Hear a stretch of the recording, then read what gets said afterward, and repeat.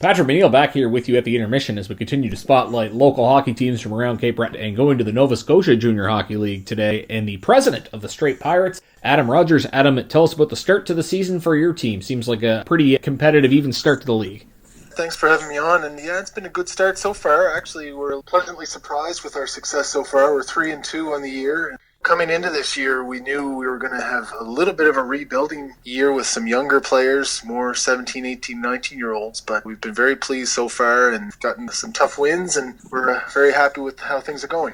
What challenges did you face to start the season? Were there any restrictions in terms of how many people you can invite to camp? How different were things with COVID in that respect? Early on with practice, yes, we had restrictions on just getting people into the rink and being able to go access the dressing rooms like everybody else has been struggling with. But we've been able to put our team together without any difficulties that way. Actually, the biggest part of the restrictions has been getting fans in and trying to make sure that people could come see the players play. And we've been putting a lot of work into dealing with that and getting that to a nice point where it is now. You've talked about fans. What are you looking at in terms of numbers? Is it similar to a normal year, or did you have to take a bit of a drop in attendance? A little bit of a drop, but we think we can build it back up. So we started off with the regular restriction of 200 fans in addition to the 50 team-associated people, so 250 in the rink. But now we're up to 400. We've been able to split the arena into two zones, and we can have separate entrances, separate bathrooms, similar, I think, to what's happening at Center 200, although I think you probably have more zones there.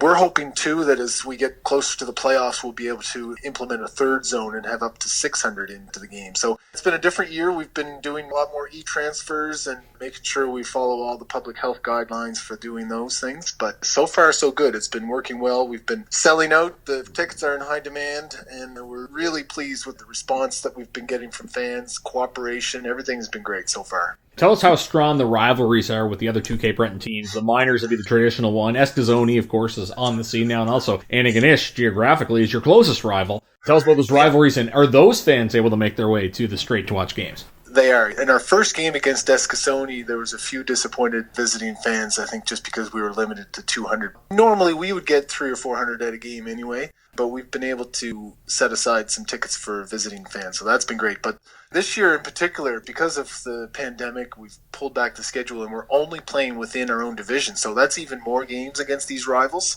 The Miners, they look like a really strong team this year. We had a tough game against them Friday night. Eskasoni looks really strong. They've been in a good building up process, so they're going to be very competitive this year. And Antigonish, the Bulldogs, which is, as you say, our closest rival, they've got a really strong team. We look around our division and we see some of the best teams in the league, and so far we've been competitive except for the one game against the Miners, but we competed hard against them in the preseason game. So we're happy with where we are, and we think there's going to be a lot of parity in our division. Looking at your team from a marketing point of view, I was just looking at your Facebook page. You do Toonie Toss sales all the way to Airshot. How big of a net do you cast in terms of marketing?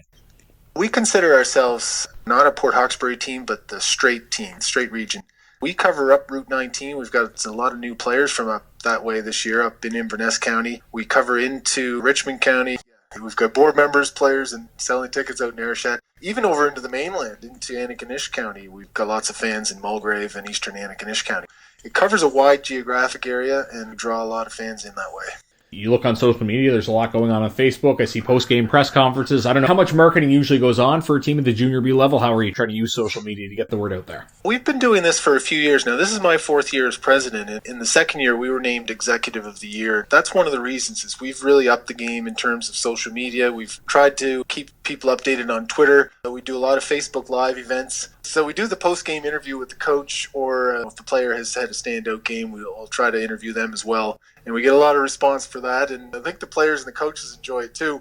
But the other thing we used to do is the Chuck-a-Puck, and then we'd interview the winner of that. So you can see some of those from other years. Unfortunately, we can't do that this year, but the kids would love that. You get some 6 or 7 year old that wins the Chuck-a-Puck, and they get interviewed just like they were a player that won a game.